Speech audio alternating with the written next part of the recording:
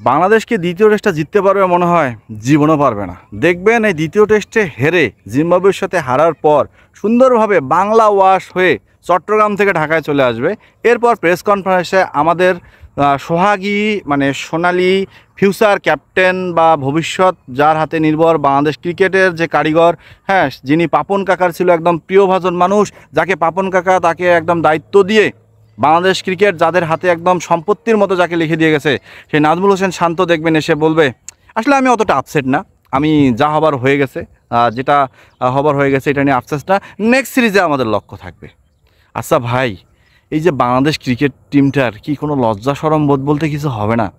যারাই ভাইয়া প্রেস কনফারেন্সে আসে তারাই মুখ ভর্তি একটা বিশাল একটা স্মাইল নিয়ে আসে, তাদের মধ্যে কোনো অনুশোচনা বোধই তো জোটে না।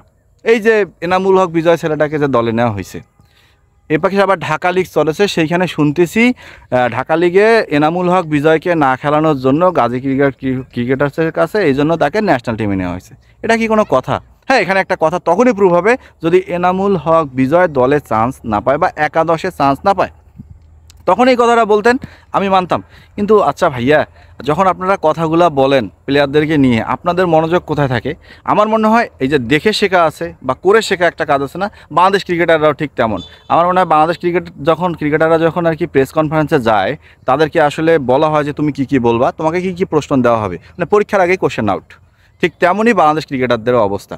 না হলে বাংলাদেশের ক্রিকেটাররা প্রেস কনফারেন্সে গিয়ে কেন তারা এত মানে হাসি খুশি থাকে ম্যাচ হারার পরও? জিম্বাবুয়ের সাথে দেখবেন যে টসে জিতবে, বাংলাদেশ পণ্ডিতি করে অবশ্যই বোলিং নেবে, এরপর জিম্বাবুয়ে একটা রান পাহাড় দিয়ে বাংলাদেশ ফলোয়ানও করতে পারে। কারণ বাংলাদেশ দলের উপর তো ভরসার কোনো জায়গাটাই নাই রে ভাই। কাকে নিয়ে আপনি ভরসা করবেন? কোন ব্যাটারটাকে নিয়ে আপনি ভরসা করবেন? আপনি জয়ের কাছে দেখেন, সাদমানের কাছে যান, জাকিরের কাছে যান, টপ থ্রি তো আমার কাছে মনে হয় হাতের মোয়া, কামড় দিয়ে দিয়ে খাওয়া যায়। বাংলাদেশের দলে ভরসা কোথায়? সিনিয়র অনেক বুদ্ধিজীবী, অনেক বছর খেলে আসছে, হ্যাঁ ডিপেন্ডেবল, অনেক খ্যাতি দিছি, অনেক কথা বলছি, সে সিনিয়ররাও তো দিন শেষে জিরো। মুমিনুল মুশফিক জিরো, মেহেদি মিরাজ একটু খেলতে পারে, জাকির আলী একটা ম্যাচ ভালো খেলে পরের 3টা ম্যাচ ড্রপ। তাহলে এখন আপনারাই উত্তরটা দেন, বাংলাদেশ টিমের টেস্ট ক্রিকেটার কাকে নিয়ে আশা ভরসার জায়গা রাখবেন? আশা ভরসার কোনো জায়গা নেই, আপনারা বিন্দু মাত্র জায়গা খুঁজে পাবেন না যখন দেখবেন বাংলাদেশ ক্রিকেট দলে হতশ্রী পারফরমেন্স। এইবার কি Bangladesh cricket team test championship খেলতে পারবে? বড় একটা প্রশ্ন।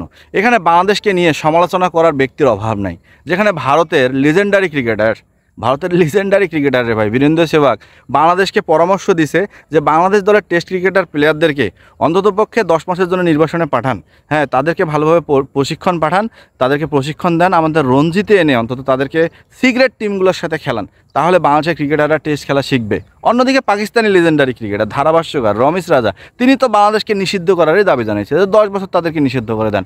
এরপর রিকি পন্টিং, তিনি কখনোই, ছোটো থেকে বড় হয়েছি রিকি পন্টিংয়ের খেলা দেখছি, রিকি পন্টিং কখনোই বাংলাদেশকে নিয়ে ভালো কোনো কথা বলে নেই। তার সবসময় একটা কথা ছিল যে বাংলাদেশকে ক্রিকেট থেকে বাদ দিয়ে দেন, বাদ দিয়ে দেন, বাদ দিয়ে দেন। মানে সৎ ভাইকে যেমন নিজের ভাই, মানে নিজের সৎ ভাই থাকে না পারিবারিক, সৎ ভাইকে যেভাবে বঞ্চিত করতে চায়, রিকি পন্টিং মনে হয় বাংলাদেশকে ঠিক সেভাবেই তাদের ক্রিকেট ক্যারিয়ার থেকে বঞ্চিত করতে চায়। না হলে রিকি পন্টিংয়ের মুখ থেকে কখনো বাংলাদেশকে সহযোগিতার কোনো কথা আমি শুনি নাই। তিনি তো ডিরেক্ট এইবার বলছে যে বাংলাদেশ কেন টেস্ট ক্রিকেট খেলে, কেন আইসিসি তাদেরকে ব্যান্ড করে দেয় না, কেনিয়ার মতো বিলুপ্ত করে দেয় না। যদি এটা করতো তাহলে আইসিসি খুব ভালো কাজ করতো, কারণ বাংলাদেশের সাথে খেলতে নাকি বড় দলগুলো খুব বিরক্ত লাগে। কথাটা মানায়, প্রতিবাদ জানানোর কোনো ভাষা নাই এখানে, কারণ বড় দলগুলো এই কারণেই বিরক্ত হয়। একটা টেস্ট ম্যাচ 5 দিনের হয়, সেই 5 দিনে যদি টানভাবে খেলানো হয়, অ্যাটলিস্ট 4.5 দিনের যদি ম্যাচই না গড়ায়, তাহলে টেস্ট ম্যাচ খেলে লাভ কী? 2-3 দিনে ম্যাচ শেষ, বাংলাদেশ ফলোয়ানে অথবা অল আউট। কালে ভদ্রে বাংলাদেশ 1-2টা ম্যাচ জিতবে, এরপর ওই 1-2টা ম্যাচ ভাঙিয়ে বিসিবি সারা বছর স্পন্সরদের কাছে টাকা নিবে। এটাই বাংলাদেশের টেস্ট ক্রিকেটের মূল সূত্র এবং মূল অবস্থা এবং মূল কারখানা। না হলে বাংলাদেশ ক্রিকেট আমার মনে হয় এই যে বালুকণার মতো মিশে যাবে, না হলে এই যে চৈত্র মাসের খরা নদীর মতো বাংলাদেশ ক্রিকেটও শুকে যাওয়ার পূর্ব মুহূর্তে আছে। তো আমাদের যারা দেখছেন অবশ্যই সাবস্ক্রাইব করতে ভুলবেন না।